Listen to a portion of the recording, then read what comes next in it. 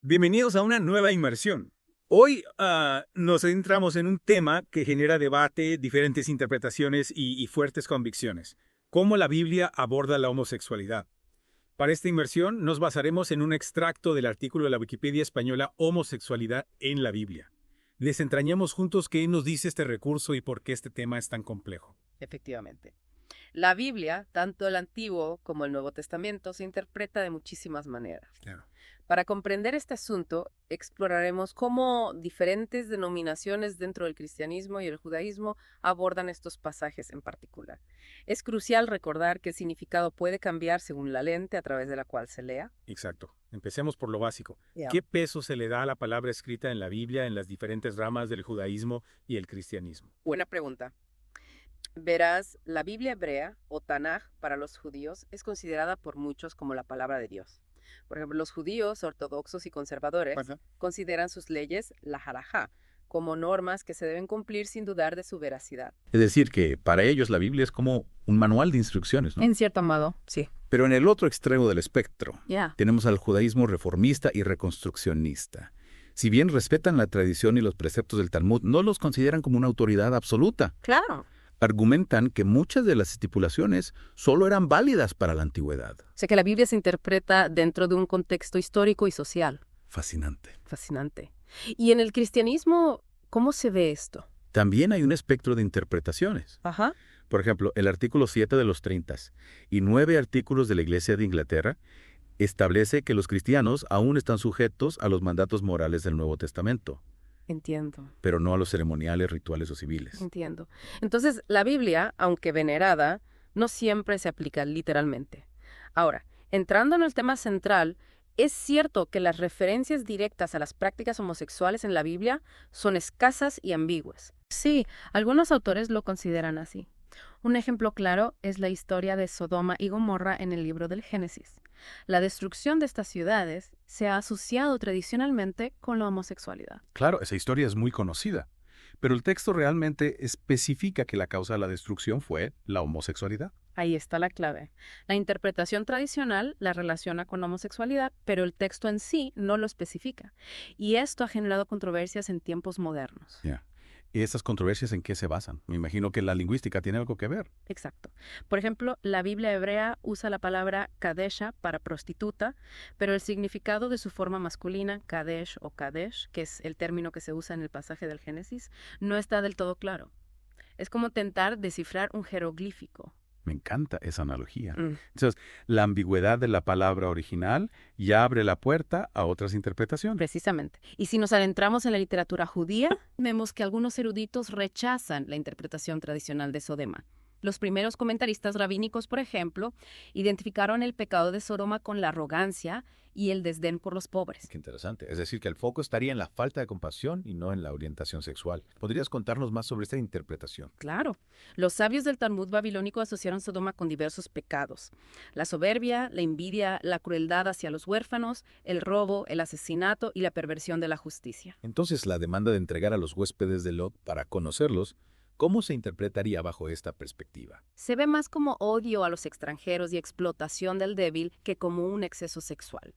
Los escritores midráshicos también representaron a Sodoma y las ciudades vecinas como arrogantes, satisfechas de sí mismas y finalmente destruidas por la codicia y la indiferencia hacia los pobres. Es increíble cómo un mismo relato puede tener interpretaciones tan diversas. Y todo esto solo en el Antiguo Testamento. Antes de pasar al Nuevo Testamento, creo que es importante mencionar la relación entre David y Jonatán. Cierto. Aunque la mayoría de las corrientes religiosas interpretan esta amistad del libro de Samuel como platónica, algunos autores ven indicios de una conexión romántica. Es un tema que sin duda genera debate. Pero por ahora, vamos a centrarnos en los pasajes de Levítico que se suelen usar en este debate. ¿Nos podrías guiar por esos versículos? Por supuesto. Encontremos una referencia más explícita en Levítico capítulos 18 y 20. El versículo 18.22 dice: «No te acostarás con varón como con mujer». Y el 20.13 añade: «Si alguno se ayuntare con varón como con mujer, abominación hicieron. Ambos han de ser muertos, sobre ellos será su sangre». Estos son los versículos que tradicionalmente se han usado para argumentar que la Biblia condena las prácticas homosexuales, ¿verdad? Así es, son bastante contundentes, pero como ya hemos visto, es crucial comprender esta interpretación tradicional antes de analizar los argumentos que la cuestionan. Vale, entiendo. Con este contexto del Antiguo Testamento, pasemos al Nuevo Testamento. Las cartas de Pablo, especialmente Romanos, Corintios y Timoteo, son centrales en este debate. Empezamos por Romanos. Perfecto. Romanos es, sin duda, el texto más citado en este debate. En el capítulo 1, versículos 26 y 27, Pablo escribe: «Por esto Dios los entregó a pasiones vergonzosas, pues aún sus mujeres cambiaron el uso natural por el que es contra naturaleza, y de igual modo también los hombres, dejando el uso natural de la mujer, se encendieron en su lascivia unos con otros, cometiendo hechos vergonzosos hombres con hombres, y recibiendo en sí mismos la retribución debida a su extravío». Este pasaje se considera clave, ¿no? Es la referencia bíblica más citada cuando se habla de la homosexualidad. Sin duda. Y además, es la única que menciona el lesbianismo, aunque algunos argumentan que solo se refiere a la homosexualidad masculina. O sea que la interpretación tradicional se basa en este pasaje para condenar cualquier práctica homosexual. Exactamente. Pero como ya hemos visto, también existen otras interpretaciones. Eso es lo que me fascina de este tema. Cómo un mismo texto puede leerse de maneras tan distintas. ¿En qué se basan esas otras interpretaciones? Algunos estudiosos argumentan que el contexto de Romanos 1 no se centra en condenar la homosexualidad en sí misma, sino que Pablo se refiere a heterosexuales que abandonan sus inclinaciones naturales por actos homosexuales. Es una perspectiva totalmente diferente. ¿Podrías desarrollar un poco más esa idea? Claro. Se argumenta que la frase «dejando el uso natural de la mujer» no significa necesariamente que tuvieran una preferencia heterosexual previa, sino que, por su naturaleza de hombres o mujeres, estaban llamados a un uso natural del sexo, que sería el heterosexual. Al dejar estas relaciones, estarían abandonando lo que les corresponde por naturaleza. Entiendo. En lugar de una condena general, se interpretaría como una crítica a la infidelidad a la propia naturaleza. Exacto. Y este tipo de debate sobre la interpretación del griego original también lo encontramos en otros pasajes de Pablo, como en Corintios y Timoteo. Cierto. En Corintios, Pablo menciona los arsenocoitos junto a otros pecadores que no heredarán el reino de Dios. ¿Podrías explicarnos este término? Claro.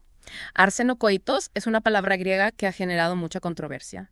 Su origen y significado no están del todo claros y ha sido traducido de diversas maneras: afeminados, sodomitas o hombres que practican la homosexualidad. Es como si cada traductor tuviera su propia versión del puzzle. Me encanta la imagen del puzzle. Entonces, la propia traducción del término griego ya genera diferentes interpretaciones. ¿Y se sabe algo sobre el origen de esta palabra? Se cree que Pablo pudo haber tomado el término de la Septuaginta, la traducción griega del Antiguo Testamento, concretamente del Levítico 20.13, donde aparecen las raíces griegas que componen arsenocotis. O sea que Pablo estaría utilizando una palabra que ya aparecía en la traducción griega del Levítico, pero cuyo significado no está del todo claro. Exactamente. Y si analizamos el uso posterior de arsenocoitos, vemos que no siempre se refiere a la homosexualidad. El filósofo Filón, por ejemplo, la utiliza en el siglo I de sí para referirse a la prostitución sagrada. Es fascinante. Esto indica que la palabra tenía un significado más amplio y que no se limitaba a la homosexualidad. Así es. Y la literatura cristiana posterior también utiliza arsenocoitos para referirse a la prostitución, el incesto o la violación, sin un significado único y claro. Entonces, el significado de arsenocoitos ha ido evolucionando a lo largo de la historia. Es increíble cómo una sola palabra puede tener tantas interpretaciones, y hay un otro ejemplo que ilustre esta ambigüedad. Sí, hay un ejemplo muy interesante del patriarca Juan Cuec de Constantinopla. En un tratado sobre pecados sexuales, utiliza arsenocoitos en un pasaje que se refiere al sexo no reproductivo dentro del matrimonio. Alucinante. Utilizar un término que se suele asociar a la homosexualidad para referirse a una práctica heterosexual dentro del matrimonio. Esto demuestra que el significado de arsenocoitos es ambiguo y puede variar según el contexto histórico y el autor. Sin duda. Y esto pone en jaque la interpretación tradicional que condena la homosexualidad basándose en Corintios y Timoteo. La falta de un significado único y claro abre la puerta a otras interpretaciones. Claro, ya no parece tan simple como leer un versículo y decir, ¡ja! Aquí está la respuesta definitiva. Para terminar con el Nuevo Testamento, hablemos del pasaje de Judas, que también se cita en el debate sobre la homosexualidad. ¿Qué nos dice ese pasaje? En Judas 1.78 se compara la conducta de algunos con el pecado de Sodoma y Gomorra, que fornicaron e ido en pos de vicios contra naturaleza. Este pasaje se utiliza a menudo para argumentar que el pecado de Sodoma incluía prácticas homosexuales. Así es. Pero, como ya te imaginarás, también existen otras interpretaciones que cuestionan esta lectura. Claro, a esas alturas ya no me sorprende. ¿Qué dicen esas otras interpretaciones? Se argumenta que la frase ir en pos de vicios contra naturaleza se refiere al intento de los habitantes de Sodoma de asaltar sexualmente a los ángeles que acompañaban a Lot, quienes habían aparecido en forma de varones. O sea, que no se trataría de una condena general de la homosexualidad, sino de un acto específico de violencia sexual. Exacto. Y esta interpretación se basa en el contexto de la narración del Génesis. Es fascinante ver cómo un mismo pasaje bíblico puede tener lecturas tan diferentes. Sin duda. Y esto nos lleva a una conclusión fundamental. La Biblia no ofrece una respuesta simple y unívoca a la cuestión de la homosexualidad.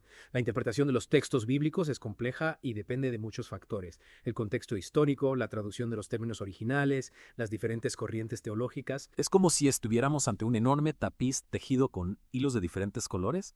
Cada hilo tiene su propia historia, su propio significado. Y dependiendo de cómo miremos el tapiz, podemos ver diferentes patrones, diferentes imágenes. Me gusta esa metáfora. Es importante no quedarnos con una lectura superficial de los textos, sino tener en cuenta todos esos elementos. Totalmente de acuerdo. Y esto nos lleva a la última parte de nuestra inmersión. ¿Qué implicaciones tienen estas diferentes interpretaciones para nosotros, los lectores de hoy? Después de este recorrido por los textos bíblicos, ¿qué podemos hacer con esta diversidad de interpretaciones?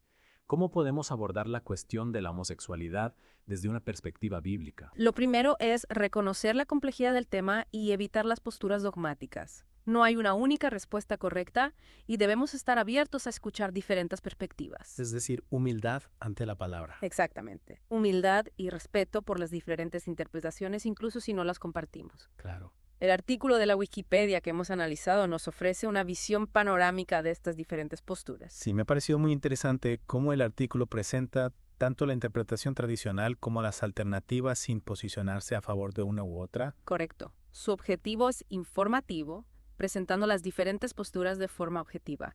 Y esto es fundamental para que cada lector pueda formarse su propia opinión. O sea que la Wikipedia nos da las herramientas para una lectura crítica de la Biblia. Exactamente. Y esta lectura crítica es esencial para evitar la manipulación de los textos sagrados, porque al final la Biblia ha sido utilizada para justificar tanto la condena como la aceptación de la homosexualidad. Es cierto. Y esto nos recuerda que la interpretación de la Biblia siempre está condicionada por el contexto histórico, social y cultural. Sin duda. Cada época, cada cultura, lee la Biblia a través de sus propias lentes. Entonces, ¿qué nos llevamos de esta inmersión en el artículo Homosexualidad en la Biblia? Nos llevamos una mayor comprensión de la complejidad del debate. Hemos visto que no hay una única respuesta, sino una diversidad de interpretaciones que debemos conocer y respetar. Y lo más importante, hemos aprendido a leer la Biblia con una mirada crítica, cuestionando las interpretaciones tradicionales y buscando nuevas perspectivas. Exacto. La Biblia no es un libro de respuestas, sino un libro que nos invita a hacernos preguntas, a dialogar y a buscar la verdad en un proceso constante de aprendizaje. Y con esta invitación a la reflexión, concluimos nuestra inmersión en el artículo Homosexualidad en la Biblia. Esperamos que este viaje te haya abierto nuevas perspectivas y te anime a seguir explorando este fascinante y complejo tema. Sin duda. Recordad que la búsqueda de la verdad es un camino que recorremos juntos con respeto y apertura a las diferentes voces que enriquecen nuestra comprensión de la fe y la vida. Hasta la próxima inmersión.